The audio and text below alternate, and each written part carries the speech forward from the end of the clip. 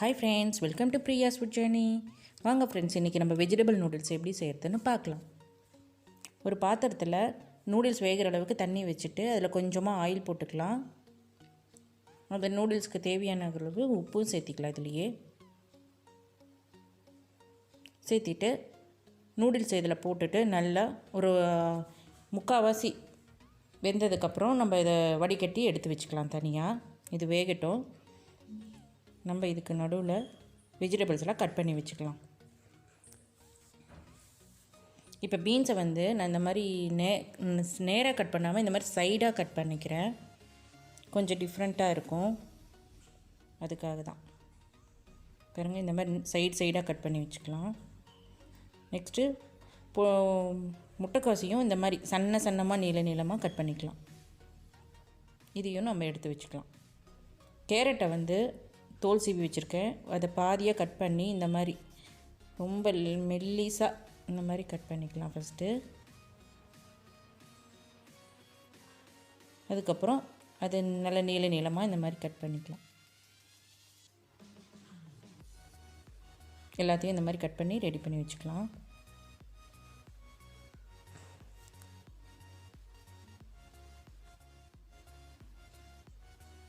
ஒரு குடமிளகாய் வந்து பாதியாக கட் பண்ணி வச்சுருக்கேன். அதில் இருக்கிற அந்த விதையெல்லாம் எடுத்துட்டு அதையும் இந்த மாதிரி நீளமாக கட் பண்ணிக்கலாம்.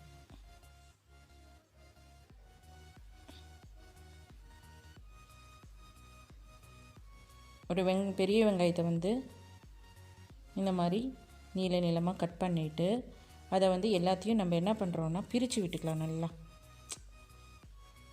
இல்லைன்னா நம்ம போட்டு வதக்கும் போது எல்லாம் ஒட்டி பிடிச்சி அப்படியே இருக்கும். எல்லாத்தையும் இந்த மாதிரி தனித்தனியாக நம்ம எடுத்து வச்சுக்கலாம். ஒரு 3 பச்சை மிளகாயை அப்படி நீளமாக நம்ம கட் பண்ணிக்கலாம். ஒரு கடாயில் எண்ணெய் ஊற்றிருக்கேன். பச்சை மிளகாவை போட்டுக்கலாம் ஃபஸ்ட்டு. பச்சை மிளகா நல்லா காரம்லாம் இறங்கட்டும். அதுக்கப்புறம் வெங்காயம் சேர்த்திக்கலாம். வெங்காயம் வந்து நல்ல ப்ரௌன் கலரில் வரணும், அது வரைக்கும் வதக்கிக்கலாம். வெங்காயம் ப்ரௌன் கலர் ஆனதுக்கப்புறம் இது கூட எல்லா காயும் நம்ம சேர்த்திக்கலாம்.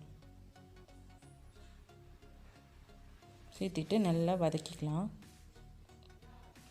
எல்லா காயும் முழுசாக ஃபுல்லாக குக் ஆகக்கூடாது, ஒரு பாதி அளவுக்கு வெந்தால் போதும். இந்த காயெல்லாம் வேகிற மாதிரி கொஞ்சம் உப்பு சேர்த்திக்கலாம். நம்ம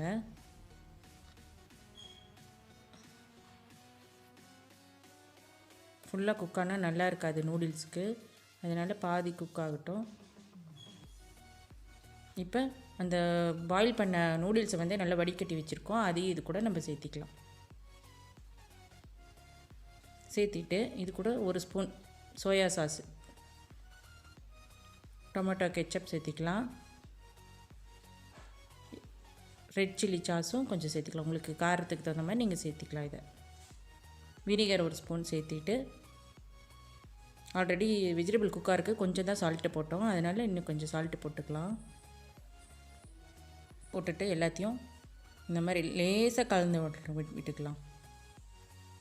போட்டு ரொம்ப போட்டு கிண்டிகிட்டு இருந்தோம்னா நூடுல்ஸ் எல்லாம் உடஞ்சி நல்லா பிடிச்சி குயிறுகி. அது மாதிரி மேலே இப்படி எடுத்து விட்டு லைட்டாக மிக்ஸ் பண்ணி விட்டால் போதும்.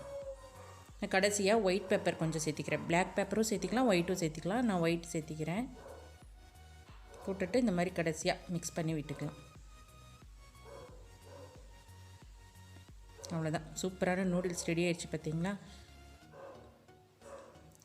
ஓகே, இந்த வீடியோ உங்களுக்கு பிடிச்சிருந்தா சப்ஸ்கிரைப் பண்ணுங்கள் friends. Bye bye, take care.